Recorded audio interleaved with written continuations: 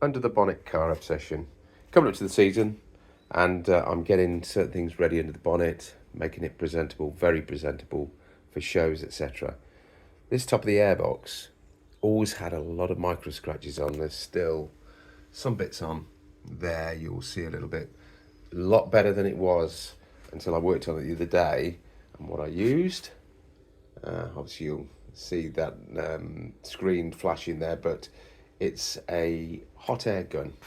If you get the temperature right, you can actually melt the plastic to a point where it just relaxes the scratches and the gouges in. Now, it doesn't get everything out as I've just shown you. However, I'm now going to work on this bit here, which I didn't take the full airbox out, I just took the top off. So you can see there are some scratches on this, and what I'll do is show you another video afterwards because I haven't got anybody else filming to do it. This connecting tube to the intake, I've got a spare one of those, so I'm going to spend a bit of time, and it does take a bit of time. You have to be patient, you have to be careful. I've got this air gun set at 204. I don't know how I arrived at that figure, but I just I think it's actually 215 now I've set it at. And as long as you don't go over the top, you will not melt the plastic to the point that it distorts. You just have to get it right, and you have to gradually work your way across. But the results are quite fantastic, really. And there it is. It's not perfect. I spent probably about 10 minutes or so on that. You'll still see some little scratches in there, but in comparison to where it was before, it is a hell of a lot better. And this is with the light shining on it, directly on it.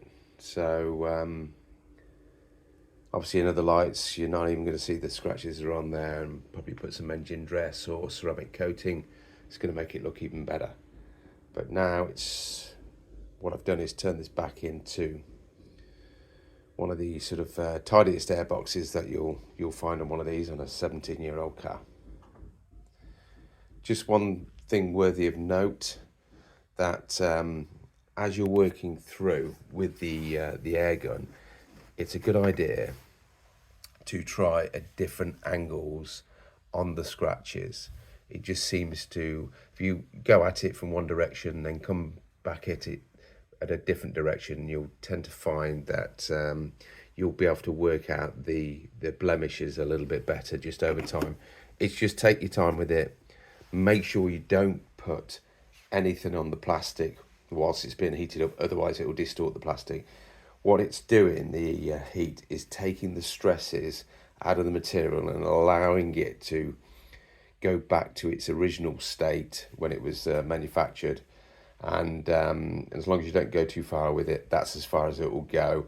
Like I say, not completely perfect, but a vast improvement in where we were. Thank you.